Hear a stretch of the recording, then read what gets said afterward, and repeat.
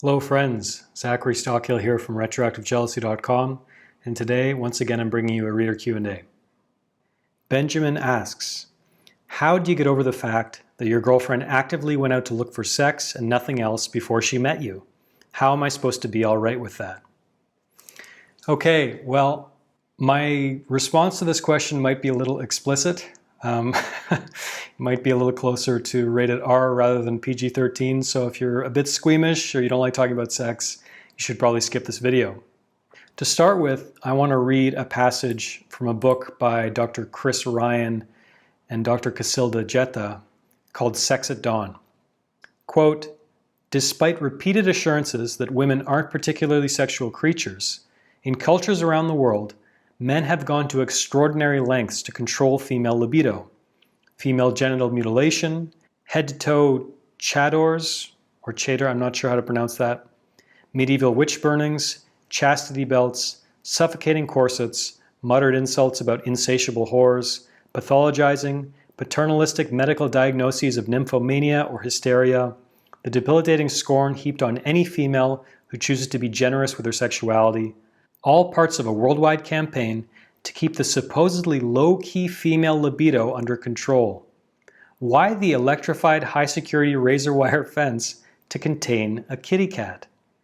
This passage from Sex at Dawn kind of gets to the heart of your question, I think, and I could spend an hour or two or three, explaining my response to this question. We're getting into deep waters here, but in a nutshell, at the risk of sounding condescending, I don't mean to sound condescending, but I think any man who asks this question or who struggles with this issue, and I sure as hell did once upon a time, I think the answer lies in gaining a greater understanding and appreciation for female sexuality, gaining a greater understanding of women, gaining a greater understanding of sex and relationship dynamics and the actual biology of sex, and not looking at female sexuality as something to be controlled or something to be owned or all these things, because the reality is very different. So first off, I want to make it clear that I'm not by any means one of these people who say that there are no differences between men and women. Anyone who's listened to my podcast, Humans Love, humanslove.com, you can check it out. Anyone who's listened to that is well aware of the fact that I have a real interest in Tantra and Tantric yoga and Tantric sexuality. And Tantra, to a large extent, is about sort of not emboldening, but really highlighting the differences between men and women, between the masculine and the feminine, playing with sexual polarity, all that good stuff, which is a lot of fun and really, really valuable in the context of long-term relationships or in the context of sex and dating in general. So there are differences between men and women, absolutely. However, we have much more in common than we do, in difference. There's a lot more similarities between masculine and feminine sexuality than there are differences. And one of the similarities is that women can have extremely high sex drives. I mean, the female libido can be very, very, very high. You'll meet some women with a way higher libido than a lot of men. So consider this. There's a part of the female body which, as far as scientists know, the only purpose of this part of the female body is to produce pleasure. So anyone watching this, or most of you people, probably know that I'm talking about the clitoris. Scientists still don't know the real purpose of the clitoris beyond facilitating female sexual pleasure. Like, guys don't have that. And I think that should tell you something right there. And let me tell you, when you meet a woman and she's free of sexual judgment and she's free of sexual shame, and you're the same, you kind of don't judge and you don't, try to control her or suppress her sexuality and just kind of let her, encourage her to sort of just be out in the open and be wild and be free. I mean, it's stunning. It's a really beautiful thing, and it'll take your breath away. And feminine sexuality is incredibly, incredibly powerful, and it's really stunning.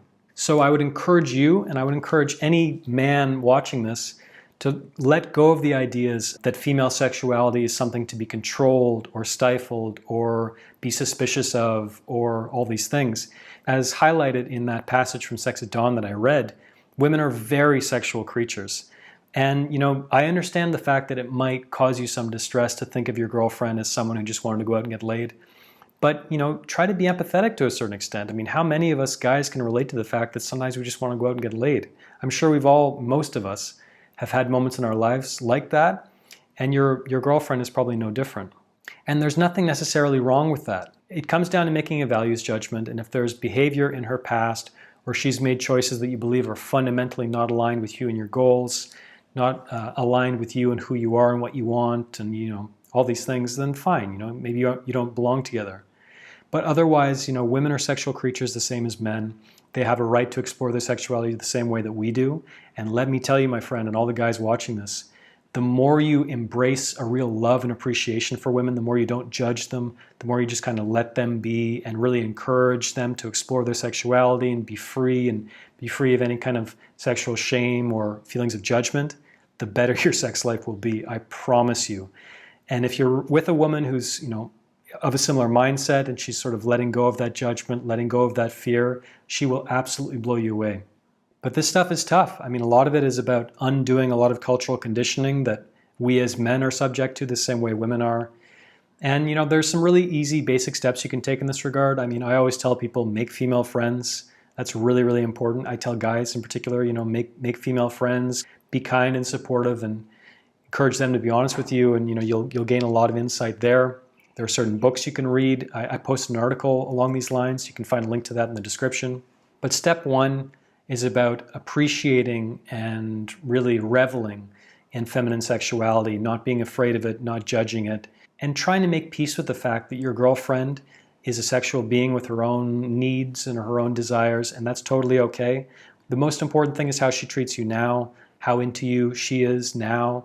And frankly, if she's gotten some of her experimentation out of her system, so to speak, that's probably a good thing for you. She probably knows herself better sexually. She's probably got some of the answers to the questions that she needs for her life, for her future. And that'll probably give you and your relationship the best shot at a long-term future. So thanks for watching this video. Again, I could spend hours on this topic, but if you enjoyed this video, please be sure to click the thumbs up button below. Also be sure to subscribe to my channel, and I'll talk to you again very soon.